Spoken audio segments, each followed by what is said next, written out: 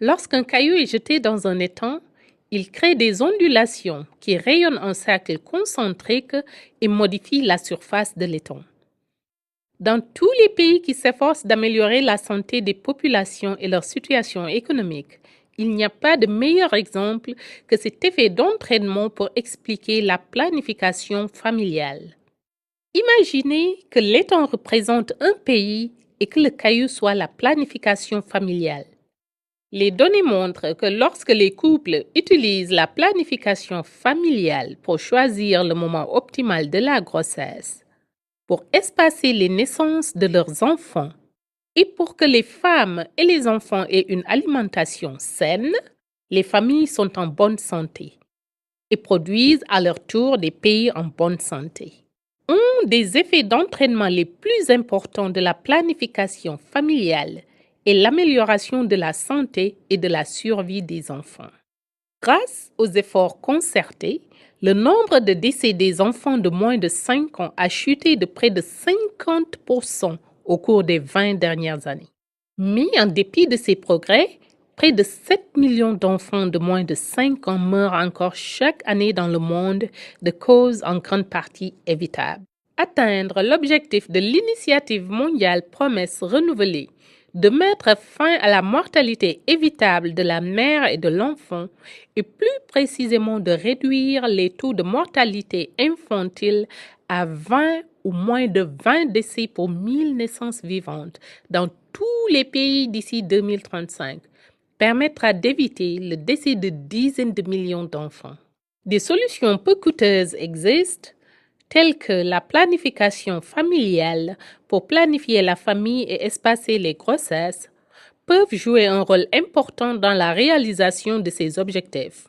Aussi bien les mères que les enfants sont exposés à des risques de santé et à un risque accru de décès quand les femmes commencent à procréer à un trop jeune âge, quand les naissances sont trop fréquentes, quand les couples ont plus d'enfants qu'ils ne le souhaitent et qu'ils peuvent prendre en charge, et quand les femmes ont des enfants trop tardivement dans leur vie. Mais les effets de la planification familiale répondent à chacune de ces questions au bénéfice des enfants, des familles et des pays. Le premier effet dans notre calendrier est la bonne planification de la grossesse. Cela signifie qu'il faut encourager le mariage à un âge moins précoce et permettre aux jeunes femmes d'utiliser des stratégies de planification familiale, y compris des méthodes modernes et naturelles, et retarder leur première grossesse et le début de la formation d'une famille jusqu'à ce qu'elle ait au moins 18 ans et se sente prête à procréer. L'Organisation mondiale de la santé recommande de retarder la grossesse jusqu'à au moins 18 ans, car des études ont montré que les enfants et les mères ont de meilleurs résultats sur le plan de la santé lorsque les mères planifient leur grossesse entre l'âge de 18 et 34 ans, soit les années fertiles. Inversement, les enfants et les mères courent un risque accru de complications et de décès à la naissance lorsque les mères ont moins de 18 ans ou plus de 35 ans. Ces complications incluent un faible poids à la naissance, une naissance prématurée et une mortinatalité qui contribuent tous au risque de décès néonatal. L'amélioration de la survie de la mère est un élément essentiel de l'amélioration de la survie de l'enfant, car les enfants ont beaucoup plus de chances de survie si leurs mères survivent également les 6 premières semaines suivant la naissance. Même si les experts estiment que la planification familiale empêche déjà plus de 270 000 décès maternels chaque année, il est possible de faire mieux. L'augmentation de la planification familiale pourrait sauver 100 000 vies maternelles supplémentaires chaque année, ce qui réduirait la mortalité maternelle de près d'un tiers. Des éléments probants indiquent que lorsque les hommes et les femmes sont informés des périodes les plus favorables pour procréer, ils choisissent d'utiliser la planification familiale et les grossesses à haut risque diminuent. La deuxième conséquence de cet effet d'entraînement est l'espacement optimal sur le plan de la santé et des grossesses. Dans un rapport de l'Organisation mondiale de la santé, Les experts recommandent d'attendre au moins 24 mois après une naissance vivante avant d'essayer de tomber enceinte à nouveau. Dans le monde, un décès d'enfant sur 4 pouvait être évité chaque année si tous les intervalles entre l'accouchement et la grossesse étaient de 3 ans. Cela signifie que 1,6 million de vies d'enfants pouvaient être sauvées. Des intervalles plus longs entre les grossesses peuvent améliorer la santé des mères et des bébés. Les recherches menées dans le monde montrent que l'augmentation de l'intervalle d'une naissance à l'autre entraîne la diminution des risques de mortalité et de complications telles que l'accouchement prématuré et le faible poids à la naissance. En fait, les enfants conçus peu après une naissance vivante sont exposés à un risque de décès 3 fois plus élevé. Dans le même temps, un intervalle court peut également avoir des conséquences sur un frère ou une sœur plus âgés. Les chances qu'un enfant va mourir avant d'atteindre l'âge de 5 ans augmentent lorsque la mère tombe enceinte à nouveau avant que l'enfant ait atteint l'âge d'1 an. La planification familiale est la solution pour obtenir ces intervalles de naissance et les données parlent d'elles-mêmes. Si l'on regarde notre graphique Trendalizer, nous pouvons voir comment la mortalité infantile et la planification familiale sont liées à travers le monde. L'axe de gauche représente la mortalité des enfants de moins de 5 ans ou le nombre de décès des enfants de moins de 5 ans pour 1000 naissances vivantes chaque année. L'axe inférieur représente la proportion de femmes mariées qui utilisent des méthodes modernes de planification familiale. Les bulles sur le graphique sont les pays et leur taille indique la taille de la population de ce pays. La couleur indique la région. En commençant par le rouge, nous avons l'Asie de l'Est et le Pacifique. L'orange représente l'Asie centrale et l'Europe. Le jaune représente l'Amérique du Nord et du Sud. Le vert représente le Moyen-Orient et l'Afrique du Nord. Le bleu clair représente l'Asie du Sud. Et le bleu foncé est l'Afrique subsaharienne. Nous sommes en 1985 et nous pouvons déjà voir que les pays plus à droite sur le graphique, signifiant une plus grande utilisation des méthodes modernes de planification familiale, enregistrent des niveaux de mortalité infantile moins élevés. Si nous déplaçons le graphique et avançons dans le temps, nous voyons comment la mortalité des enfants de moins de 5 ans diminue au fur et à mesure que l'utilisation de la planification familiale augmente. Même si d'autres interventions ont certainement contribué à la baisse de la mortalité infantile dans ces pays, il est clair que la planification familiale joue un rôle important. Lorsque nous arrivons en 2012, nous voyons que la survie des enfants dans le monde s'est nettement améliorée. Si nous retenons 30 ans en arrière, en 1984, et examinons quelques pays, la relation entre la planification familiale et la survie des enfants devient plus évidente. En 1984, le Malawi, le Bangladesh et l'Indonésie avaient chacun leur propre méthode pour traiter la mortalité infantile et augmenter l'accès à la planification familiale. L'Indonésie est en tête, avec une mortalité infantile inférieure et une utilisation accrue de la planification familiale, due en partie à des programmes communautaires financés par le gouvernement. En 1990, les chefs religieux islamiques ont publié une déclaration stipulant que la planification familiale représentait un avantage direct pour les familles, en particulier pour la survie de l'enfant. Le Bangladesh était un peu plus en retard. Le pays a longtemps investi dans des programmes de planification familiale à base communautaire et au cours des 15 dernières années, la priorité politique pour la survie du nouveau-né a entraîné des gains impressionnants. Et le pays a réussi à atteindre l'objectif du millénaire pour le développement en matière de survie de l'enfant. Même si le Malawi était le dernier des 3 pays, Avec une utilisation quasi nulle de la planification familiale et une mortalité infantile représentant près de 250 décès pour 1000 naissances, nous pouvons constater qu'il rattrape aussi bien le Bangladesh que l'Indonésie. En 2004, le gouvernement du Malawi a lancé une initiative visant à améliorer la qualité et l'intégration de tous les services de santé du secteur public, étendant l'accès à la planification familiale, la santé maternelle et néonatale et les services de santé de l'enfant. Nous constatons que sur une trentaine d'années, les 3 pays, de 3 cultures et contextes très différents, ont réalisé des investissements dans la planification familiale et la santé, lesquels ont amélioré la survie des enfants. Ces données montrent que les programmes de planification familiale peuvent avoir un impact immédiat pour améliorer la santé et la survie des mères et des enfants. Le troisième effet d'entraînement dans notre calendrier d'impact est une alimentation saine. La période située entre la conception et le 2e anniversaire d'un enfant, souvent appelée l'intervalle d'opportunité des 1000 jours, est une période critique pour l'investissement nutritionnel.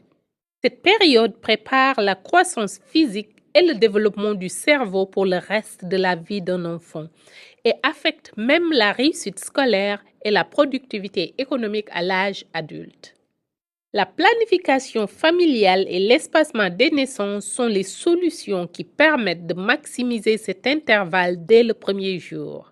Pour avoir un bébé en bonne santé, les objectifs nutritionnels de la mère doivent être satisfaits avant et pendant la grossesse.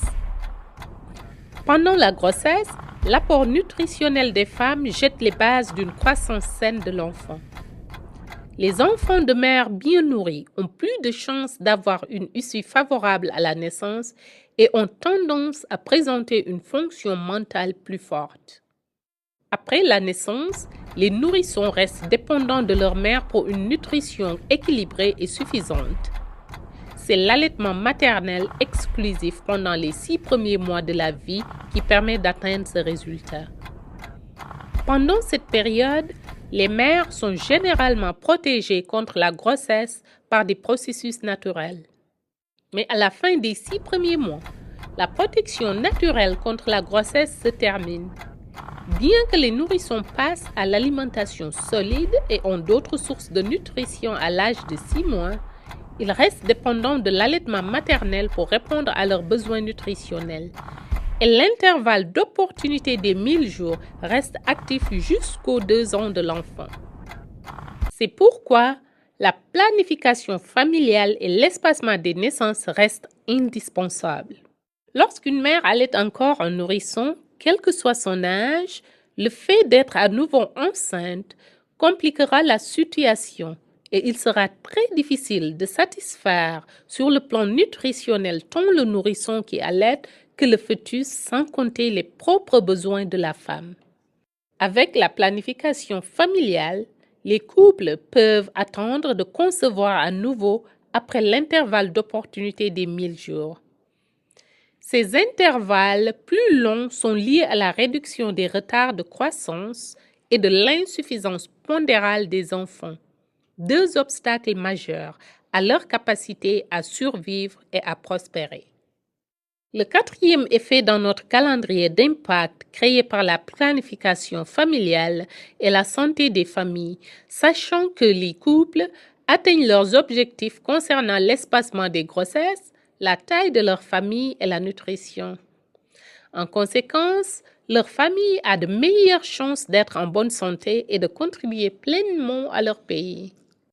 La planification familiale aide les parents à atteindre la taille souhaitée de leur famille. Elle permet aux mères et aux pères de concentrer les ressources de leur famille sur le nombre idéal d'enfants qu'ils peuvent soutenir, en donnant plus à chaque enfant. Plus de nourriture, plus de temps, plus d'attention. Et plus signifie une meilleure chance de survie et de prospérité. Des travaux de recherche menés au Bangladesh ont révélé que lorsque les parents ont accès à des services exhaustifs de planification familiale et de soins de santé maternelle et infantile, ils peuvent atteindre la taille souhaitée de leur famille. En conséquence, leurs investissements dans chaque enfant augmentent, ce qui signifie une meilleure nutrition, une utilisation accrue des services de santé préventifs et des niveaux plus élevés de réussite scolaire. Ces travaux de recherche illustrent également une baisse de la mortalité infantile et le fait que la planification familiale pour espacer les grossesses est une composante essentielle de cette baisse. Il en résulte que les familles et les enfants ont de meilleures chances de survivre, de prospérer et de construire une communauté plus forte. Le dernier effet d'entraînement de notre calendrier d'impact est l'effet national qui est créé par des familles productives et en meilleure santé. Avec un soutien fort du gouvernement pour la mise en œuvre de la planification familiale sur l'ensemble du pays, l'impact des décisions et des actions d'un individu peut être reproduit à l'échelle nationale. Pour qu'un pays récolte ses effets sur le plan national, des investissements doivent être réalisés et ils ont un excellent rendement. L'effet d'entraînement de la planification familiale permettra de tripler les investissements au cours des 10 à 15 prochaines années. Cela s'explique par le fait que, pour chaque dollar investi dans la planification familiale, une économie directement liée est réalisée dans d'autres domaines des dépenses publiques, principalement la santé maternelle, l'eau et l'assainissement, la vaccination, l'éducation et le paludisme. Ces investissements deviennent encore plus importants lorsque l'on considère l'impact de la planification et l'espacement optimal de la grossesse sur la croissance économique. Lorsque les filles peuvent retarder la grossesse jusqu'à l'âge de 18 ans ou après, elles peuvent souvent rester à l'école plus longtemps. Imaginez, si au lieu de devenir mère à 15 ans, une fille retardait son mariage et sa maternité, puis continuait ses études, non seulement ses perspectives d'avenir seraient meilleures, mais les données montrent que pour chaque année d'enseignement secondaire suivie, elle pourrait augmenter son potentiel de revenu de 10% ou plus.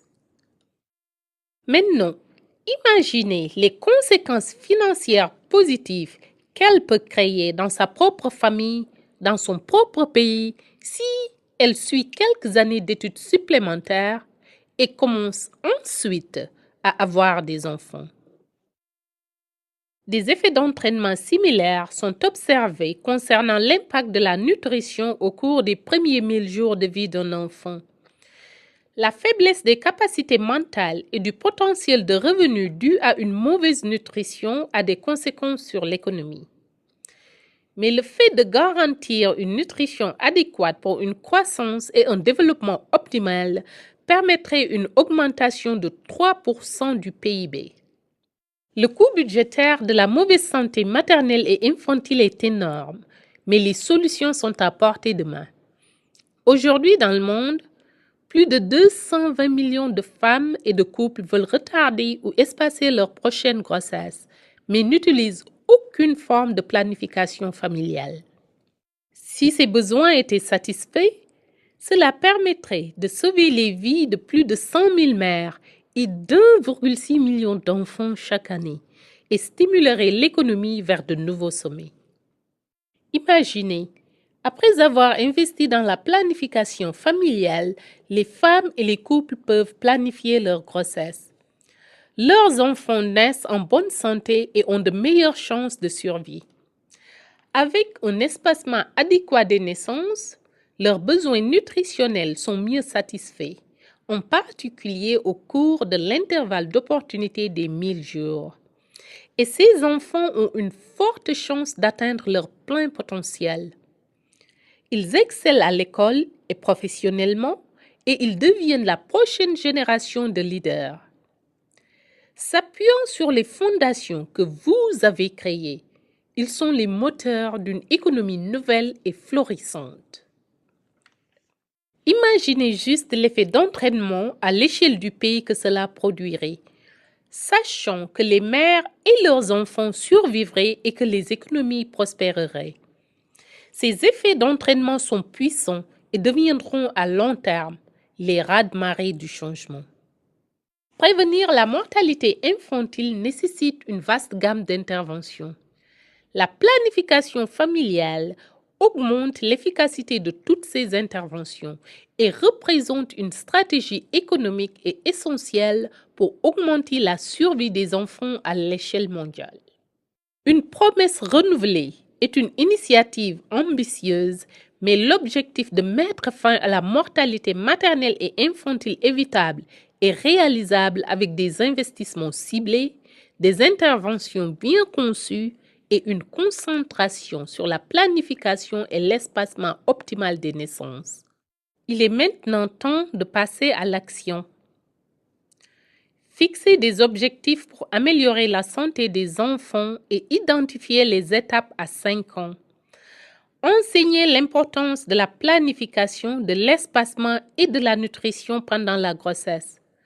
Développer des stocks disponibles et abordables de contraceptifs.